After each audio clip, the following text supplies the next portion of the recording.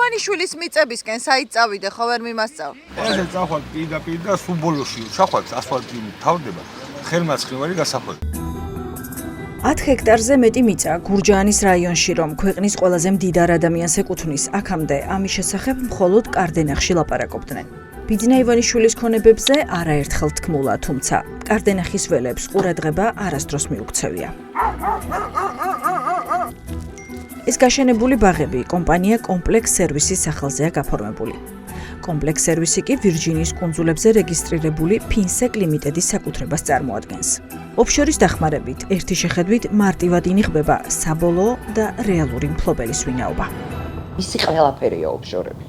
ოფშორები ეს მას აძლევს საშუალებას დამალოს თავისი კავშირები, დამალოს თავისი სანდო პირები, დამალოს თავისი რეალური კაპიტალი. საერთაშორისო გამჭვირვალობის კვლევის თანახმად ბიძინა ივანიშვილი საქართველოში 9 ოფშორული კომპანიის საშუალებით 70 ქართულ შეპესეს ფლობდა. ამერიკის შეერთებული შტატების სახაზინო დეპარტამენტის მიერ სანქციების დაწესებიდან 4 დღეში ოლიგარქმა საკუთარი კომპანიების ოფშორებიდან საქართველოში გადმოტანის პროცესი დაიწყო. თუმცა შაბათის ეთერმა მიაკვლია მინიმუმ 3 ქართულ კომპანიას, რომლებსაც ივანიშვილი ამ დრომდე ოფშორული კომპანიების საშუალებით ისევ ფლობს. მათ შორისაა კომპლექს სერვისიც, კომპანია, რომელიც მილიარდერის რეზიდენციების მოვლა პატრონობას უზრუნველყოფს და კარდენახში 100,000 კვადრატულზე მეტ მიწის ფართობს ფლობს. ერთი თეთრიც რო ედოს იმ ოფშორულ კომპანიაში, ის აუცილებლად შეინარჩუნებს ამას. სამივე კომპანია, რომელსაც ივანიშვილი საქართველოში ოფშორულ ზონებში რეგისტრირებული კომპანიების საშუალებით ინარჩუნებს, მის პირად მომსახურებასთან არის დაკავშირებული. კომპლექს სერვისი ივანიშვილის რეზიდენციებს პატრონობს. აკვაცენტრიც ის კომპანია, რომელიც ანალოგიური დასახელების მქონე რუსული ფირმის საშუალებით რეზიდენციებსა და მიწის ნაკვეთებს მოსკოვში ფლობს. მესამე შეპესე ახალი სერვისის გავლით კი ივანიშვილი ახლობლებსა და ნათესავებს ხელფასებს უხდის. რა მოგყავთ, მოსავალი რა არის? მარწყვი არის და ის არის. მარწყვი, იქით ხეებსაც ხო ვხედავ? კი, ბალია, რა ვიცი. მარწყვი ბალი. კიდე? სულ ყველანაირი ხეხილიდია. მარწყვის, ბროწეულისა და ბლის მოყვანასა და თუნდაც რეალიზაციას ოფშორში რეგისტრირებული კომპანიის საფარქვეში ყოფნა რომ სჭირდება ცხადია. ამიტომაც ჩნდება ლოგიკური კითხვები. რატომ დაიტოვა ახალი სანქციების დაწესების რისკის ქვეშ მყოფმა ოლიგარქმა კარდენახის ესხილის ბაღები ბრიტანეთის ვირჯინიის კუნძულებზე რეგისტრირებული ოფშორული ფირმის საკუთრებაში? ივანიშვილის კუთვნილი მიწები საკმაოდ დიდი მოცულობის არის, ჯამში 100,000 კვადრატულ მეტრზე, ანუ 10 ჰექტარზე მეტია. შესაბამისად, ამ ჭიშკრიდან სრულად აღქმა და დანახვა არის სრულიად შეუძლებელი. აი ჰორიზონტზე ვხედავ ნარგავებს, საკმაოდ ბევრ ნარგავს, ხილის, რაც არის დაახლოებით 4-5 წლის ნარგავები.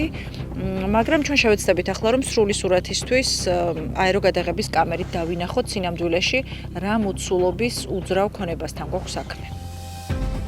დოკუმენტების მიხედვით ოფშორული კომპანიის ფლობელობაში არსებულ ფართობს ბიძინა ივანიშვილი თავად არ განაგებს. მიწა 10 წლიანი იჯარით შეპესე ბაკურციხეზეა გაცემული. შეპესე ბაკურციხის მფლობელი და დირექტორი 75 წლის ვინმე შალვა ბერიძიშვილია, რომელიც ჟურნალისტური მოკვლევის შედეგად გურჯაანის საკრებულოს მოქმედი თავმჯდომარის მამა აღმოჩნდა. დაკვირვებას ვატარებთ გიშებებად ხეხილიდან. ანუ რეალურად კომპლექს სერვისის არის და თქვენ ზედამხედველობას უწევთ, სწორად გავიგე? ხო, რა ვიცი, ზედამხედველობა გიშებით იმას ვაკვირდებით. ხეხილი გიშებს ვაკვირდებით და დიდო ჩამოდია ხომ იქიდან და აფულობ. ქართუდან? ხო, და დიდონიციანი ხა. ანუ ქართუ არის ყველაფერზე პასუხისმგებელი? ისინი არიან, რა თქმა უნდა, კომპლექს სერვისი. და რატომ არის მაშინ იჯარა გაფორმებული ბატონ შალვა? იჯარა რა მოვლა ხომ უნდა და რაღაცა კაცო. საკრებულოს თავმჯდომარის მამამ ჩვენთან სატელეფონო ინტერვიუს დროს უნებურად აღიარა, რომ გარიგება ივანიშვილის კომპანიასთან ფიქტიურია. ანუ გამოდის, რომ ბატონი შალვა სინამდვილეში მოიჯარე კი არა, მილიარდერის ხეხილის მომვლელია და ამის შესახებ გურჯაანშიც ყველა მიცის. მამა იყო აგრონომი და ის კაცი დაუკავშირდა, რომ მეურნეობისთვის მიეხედა, ეგ ხო არა. ბატონი შალვა არის აგრონომი? დიახ. გასაგებია. მეურნეობაში მუშაობდა აგრონომად, აი მეურნეობრივი კვადრი კომუნიკაცია. კახეთში მუშაობის შემდეგ რჩება განცდა, რომ მეურნეობა მხოლოდ ბიძინა ივანიშვილის პირადი მოხმარებისთვის, მისთვის ეკოლოგიურად სუფთა ხილის მოსაყვანად არსებობს. აქაურობის მესაკუთრე ოფშორული კომპანია კი რეალურად სულ სხვა მიზნებისთვის დაიტოვა. ბრიტანეთის ვირჯინიის კუნძულებზე რეგისტრირებულ სრულად ანონიმურ FinSec Limited-ს დასანქცირებული მილიარდერისთვის ბევრად მეტი სარგებლის მოტანა შეუძლია, ვიდრე კარდენახის მარწყვი და ალუბალია. იგი ინარჩუნებს ოფშორულ კომპანიებს იმისთვის, რომ კონკრეტული გადარიცხვები არ იყოს გამჭვირვალე და ეს გადარიცხვები იქნება საქველმოქმედო ქართულ ფონდში თუ სხვაგან ეს არ იქნება გამჭვირვალე და როგორც ჩანს მას აქვს ამის სურვილი. ფული, რომელიც შესაძლოა ოფშორებში ჩატოვებული კომპანიების საშუალებით საქართველოში ირიცხებოდეს, ანონიმურობის თვალსაზრისით სრულად დაცულია. ვერავინ გაიგებს, ვინ რიცხავს, საიდან და რამდენს. ივანიშვილისთვის ახლა ამ პოლიტიკურ ვითარებაში მსგავს სერვისზე უარის თქმა ჭკვიანური გადაწყვეტილება არ იქნებოდა. შესაძლოა ამიტომაც თვალის ასახვევად გაშენდა ხეხილის ბაღები, მარწყვის სათბურები და საფერავის მწკრივებიც. რაც არის თვალსაწიერის და ანალიზის მიღმა დარჩენილი, მით უმეტეს ქვეყნის პირველ პირთან რაც არის დაკავშირებული, ბუნებრივია ეს ყოველთვის გააჩენს კითხვებს, ბუნებრივია შეთქმულების თეორიებზე არ არის აქ ლაპარაკი, აქ არაფერს არ ჭირდება შეთქმულება, როდესაც ადამიანი გაურკვეველი რაოდენობის, გაურკვეველი კავშირებით მოპოვებულ კაპიტალს მალავს, ბუნებრივია რომ მას რაღაც აქვს დასამალი. ჩვენ არ ვიცით იქ რა რაოდენობის თანხებზეა ლაპარაკი.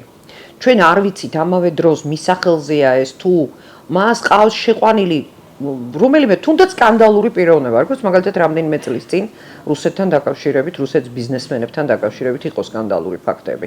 ვისთან არის კავშირები, ვისი ფულია საერთოდ, რა რაოდენობის ფულია, რა საჭიროებისთვის შეიძლება იყოს ეს ფული გამოყენებული. ეს 10 ჰექტარი თავდაპირველად ივანიშვილის დეიდაშვილმა არჩილ მამაცაშვილმა შეიძინა.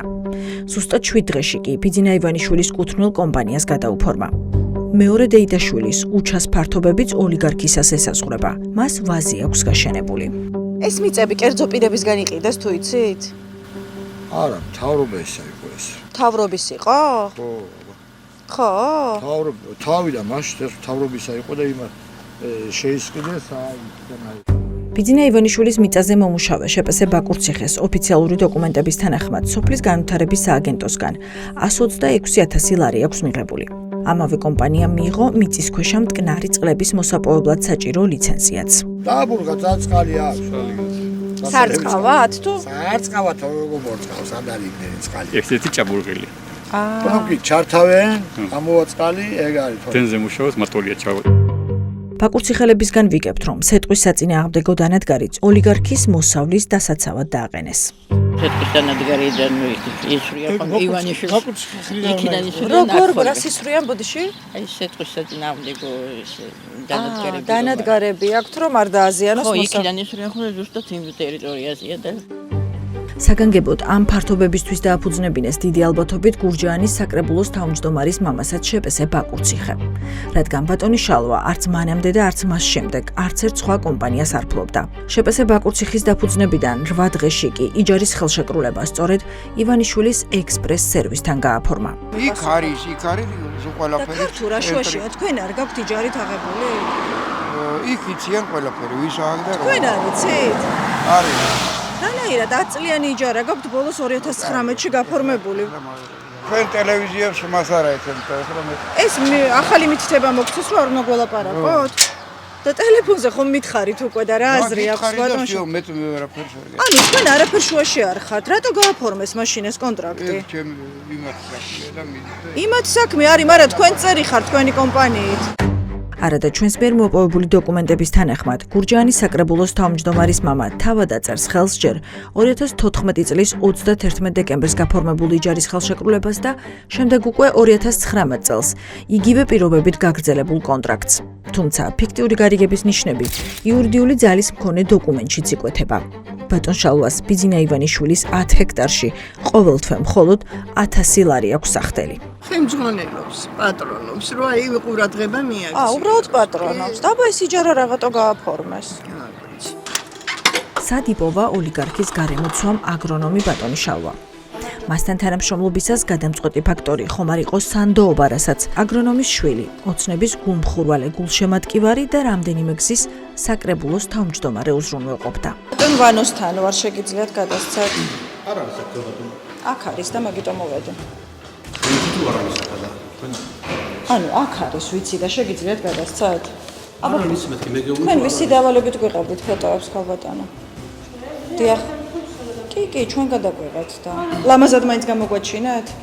მანქანაც აქ დგას და აქ არის ბატონი ვანო და ჩვენ გვემალება ეს ოპერაცია მაგიტო ჩაატარეთ. ეხლა რომ არ შეატყობინეთ ფოტოები თქვენ ვიყავით. თვითონ თუ იყო ჩართული ამ პროცესში, იმიტომ რომ ეს კომპანია კომპლექს სერვისი არის ბიძინა ივანიშვილის კომპანია. და თვითონ როგორც ქართული ოცნების წარმომადგენელი, ეს უცვლელი თავმჯდომარე ვთქვათ გურჯაანის ხო, მისი შუამდგომლობით მოხდა თუ აი საიდან გაიგეს, მისმა ოჯახმა საიდან გაიგო რომ ეს მიწა იჯარით გაიცემოდა. ვანო ბერიძიშვილი შაბათის ეთერს დაემალა. არ გამოჩნდა არც ადმინისტრაციულ შენობაში, სადაც მივაკითხეთ. არ გვიპასუხა არც სატელეფონო ზარებსა და მოკლე ტექსტურ შეტყობინებებზე. და სახლშიც არ დაბრუნდა მანამ ვიდრე ჩვენმა გადამღებმა ჯგუფმა ბაკურციხე არ დატოვა. ის რომ ოფშორში გააქვს კომპანია, ხომ, ესეც მიუთითებს იმაზე, რომ მისი სურვილი გამჭვირვალობა არ არის, ის მალავს რაღაცას. ის რომ შეპესე ბაკურციხე ივანიშვილის მიწებზე მოგების მისაღებად არ მუშაობს, ამას კომპანიის ბოლო გამოქვეყნებული ანგარიშგებაც ადასტურებს.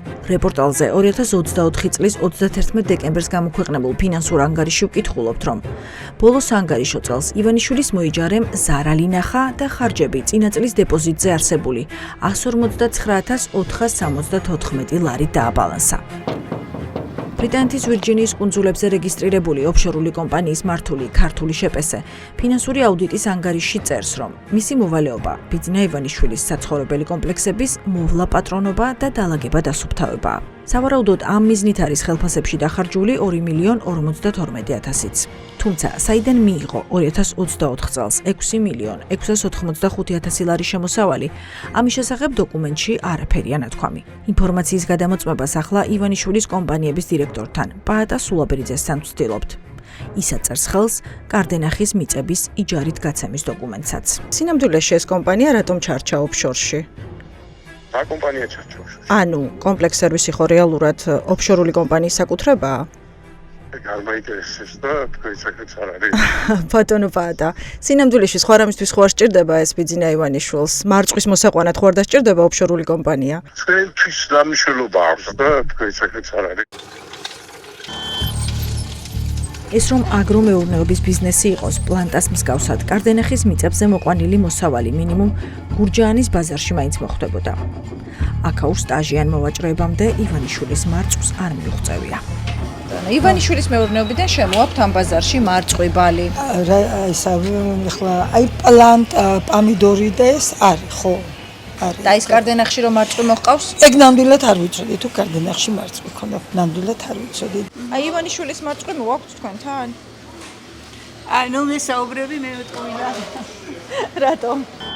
ჩაწერილი ინტერვიუები და მოპოვებული ფინანსური ანგარიშები აჩენენ გონივრულ ვარაუდს, რომ მარწყვისა და ხეხილის უკან მდგომი ოფშორული კომპანია ბევრად უფრო დიდ საქმეს უკეთებს სანქციების ქვეშ მყოფ ოლიგარქს, ვიდრე ეს კარდენახის მიწაზე ბლის ახალი ჯიშების გამოყვანა. შემთხვევით გამდიდრებული ადამიანებისთვის კონსპირაციებისკენ მიდრეკილება, რომ ბუნებრივი და დამახასიათებელია სილაღე და გახსნილობა, რომ მისთვის დამახასიათებელი არ არის და ვერ იქნება, ეს ჩვენ რა თქმა უნდა ვიცით. დამოკიდებულება არის საქმეის ყველაზე უფრო მნიშვნელოვანი. აი მას რასაც უნდა, როგორც უნდა, რა კატეგორიის ადამიანებთანაც უნდა, ხეების გადმოტანა იქნება თუ მარწყვის დარგვა იქნება, როგორც საკუთარ სამფლობელოში, როგორც საკუთარ ბოსტანში. ასეთი ქმედება, რა თქმა უნდა, დასჩემდა. და ეს არ არის გასაკვირი, იმიტომ რომ ეს არის ადამიანი, რომელიც ცulis მთავრობებს და მას გონია, რომ ხელისუფლება იცვლება. ჩნდება კითხვა, ივანიშვილი, რომელიც დასავლეთს მისი ფულის დაპატიმრებაში სდევს ბრალს, რატომ იტოვებს ამავე დასავლეთში ოფშორულ კომპანიებს? ფაქტია, რომ ის საქმიანობა საქართველოში სწორედ ამ ოფშორების შვილობილი კომპანიების გავლით ეწევა. ეს ყველაფერი კი აჩენს კიდევ ერთ მთავარ კითხვას. თავდაცვის მიზნით ხომ არ გადააფორმა ბიძინა ივანიშვილმა ოფშორული კომპანიებიც სხვის სახელზე? ამის შესახებ ინფორმაცია დახურულია და ჩვენთვის ხელმისაწვდომი არ არის. ისიც არის მნიშვნელოვანი, რომ გვახსოვდეს, რომ მისი პირადი ანგარიშები არის დასანქცირებული, არა მისი კომპანიები, შესაბამისად მას სჭირდება კომპანიები, რომლებიც მოემსახურებიან მის ქონებას, ხო? და ამას გააკეთებენ ნაკლები გადასახადის გადახდით და ასევე არაგამჭვირვალეს სახით. კონკრეტული კომპანიები ასევე ფლობდნენ მის რუსულ ბიზნესებს, მოდით ასე ვთქვათ, შესაბამისად აი ამ რუსული ხაზის შენარჩუნებაც, როგორც ჩანს, არის მნიშვნელოვანი. ივანიშვილსა და რუს ოლიგარქებს ოფშორებში საერთო მომსახურე კომპანია ჰყავდათ. ერთ-ერთი ასეთი კომპანიის მფლობელი კვიპროსელი ქრისტოდოლუს ვასილიადესი იყო. ვასილიადესი თავადაც ამერიკის შეერთებული შტატების სახელმწიფო დეპარტამენტის მიერაა სანქცირებული. ის სანქციების ქვეშ მყოფ რუს ოლიგარქებს ქონების გადამალვა შეეხმარებოდა. Mr. Bizina Ivanishvili is no beneficial owner neither in Joystock Cartu Group nor Bank Cartu. შპს კომპლექს სერვისი, რომელიც ივანიშვილის რეზიდენციებს უვლის და ამასთან მარწყვისა და ხეხილის ბაღებსაც ფლობს. ერთადერთი ქართული კომპანია არ არის, რომელიც ბიძინა ივანიშვილმა ოფშორში ჩატოვა. აკვაცენტრიც ბრიტანეთის ვირჯინიის კუნძულებზე რეგისტრირებული Vanity Overseas Limited-ის საკუთრებად რჩება. ის ფლობს შავი ზღვის სანაპიროზე ოლიგარქის 13 ერთეულ უძრავ ქონებასაც. 13-ვე მილიარდერმა სანქციების შემოტევისთანავე საკუთარ ბანკში დაალომბარდა. რაც იმას ნიშნავს, რომ ფულის გადაუხდელობის შემთხვევაში ქონება ავტომატურად ოფშორიდან გამოხსნილი და საკუთარ ბანკში ჩატოვებული აღმოჩნდება. ქართულ ხომ მისი ბანკია, ქალბატონო მაია. ვერ გადახდის შემთხვევაში ისევ მას დარჩება ეს ქონება? ქართული აკვაცენტრიც ოფშორში რეგისტრირებული კომპანიის საკუთრებაა. აკვაცენტრი თავის მხრივ რუსული აკვასპეისის ანალოგი კომპანიაა. ორივე ივანიშვილს ეკუთვნის. აკვასპეისი ტერიტორიებს ხელოვნური ტბებითა და 100-წლოვანი ხეებით გარშემორტყმულ მოსკოველი მილიონერების უბანში ფლობს. ოლიგარქს არც ვირჯინია მოსკოვის ხაზი ჩაუჭრია. 946 მილიონ 211,000 რუბლი. ანუ თითქმის მილიარდი რუბლი არის. აქ გადასახადების ნაწილში უკვე მილიარდზე მეტი არის. ეს რაც ამ ერთი კომპანიის საფუძვებში გამოჩნდა, მაგრამ იმიტომ რომ ვიცით ეს კომპანია რომ ისე არის, რომ გააგრძელებდა რამდენი სხვა კომპანია შეიძლება იყოს, ეგ ის არის, მაგრამ სადაც ერთ კომპანიაზე 946 მილიონი გაატარა, შეიძლება კიდევ უფრო მეტი იყოს. შაბათის ეთერის მოკვლევის შედეგად გამოიკვეთა კიდევ ერთი მესამე კომპანია, ახალი სერვისი, რომელიც ამ დრომდე Ringgold Finance Limited-ის საკუთრებაში რჩება. ახალი სერვისი ის კომპანიაა, რომელიც ქართულ ჯგუფთან დაახლოებული პირების, ახლობლებისა და ნათესავებისთვის ფულადი დახმარების გადაცემის მიზნით შეიქმნა და ამ ფუნქციას დიდი ალბათობით ამ დრომდე ინარჩუნებს.